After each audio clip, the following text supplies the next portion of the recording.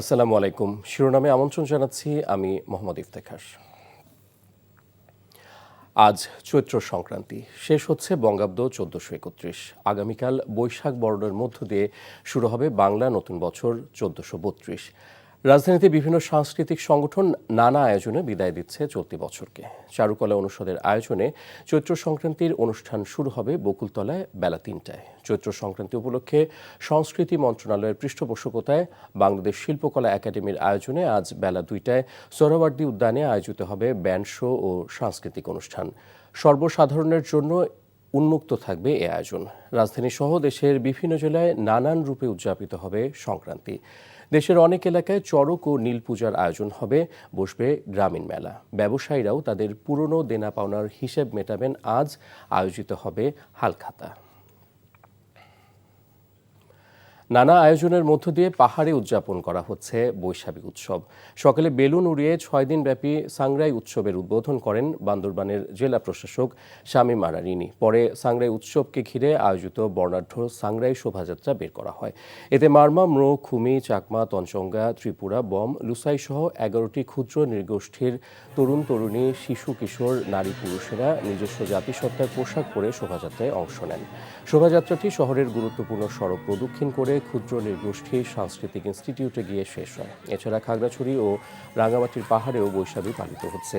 এর আগে নদীতে ফুল ভাসানোর মধ্য দিয়ে পার্বত্য 3 জেলায় 3 দিনব্যাপী বৈশাখীর মূল আনুষ্ঠানিকতা শুরু হয়।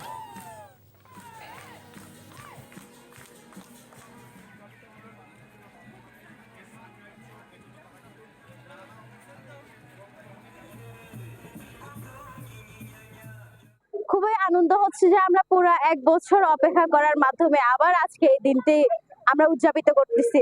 সবাই মিলে ঐক্যতানের সাথে আমরা সুন্দরভাবে বসবাস করি।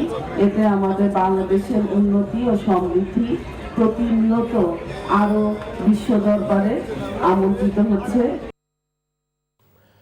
ডেঙ্গু আক্রান্ত হয়ে বরিশালে ও বরগুনায় 2 নারীর মৃত্যু হয়েছে। বিষয়টি নিশ্চিত করেছেন বরিশাল বিভাগীয় স্বাস্থ্য অধিদপ্তরের পরিচালক শ্যামল কৃষ্ণ মণ্ডল। তিনি জানান, গত 24 ঘণ্টায় ডেঙ্গুতে আক্রান্ত হয়ে বরিশাল শেরেবাংলা মেডিকেল কলেজ ও হাসপাতালে কামরুন্নাহার ও বরগুনা জেনারেল হাসপাতালে গীতা রানী নামে এক নারী চিকিৎসাধীন অবস্থায় মারা গেছেন।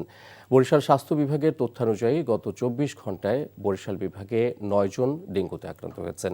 এ নিয়ে চলতি বছর মোট আক্রান্ত হয়েছে 464 জন। আন্তর্জাতিক প্রসঙ্গ। ভারত নিয়ন্ত্রিত জম্মু কাশ্মীরে স্বাধীনতাকামী বিচ্ছিন্নতাবাদীদের সঙ্গে সংঘর্ষে 3 স্বাধীনতাকামী পৃথক সংঘর্ষের ঘটনায় এক সেনা নিহত হয়েছেন। শনিবার ভারতের সামরিক বাহিনীর এক বিবৃতিতে এই তথ্য জানানো হয়েছে।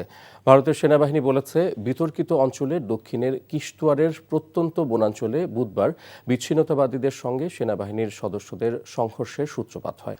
যুদ্ধবিরতি ভেঙে গাজায় নৃশংস হামলা অব্যাহত রেখেছে ইসরায়েল। হত্যাযজ্ঞ থেকে বাদ পড়ছে না শিশুরাও। খেলার খবর, ফুটবল। লিভারপুলের লিগ জয়ের পথটা আরও সহজ করে দিল আর্সেনাল। ব্রেন্টফোর্ডের সঙ্গে 1-1 গোলে ড্র করে হারালো পয়েন্ট। প্রিমিয়ার লিগ শিরোপা এখন লিভারপুলের হাত ছোঁয়া দূরত্বে।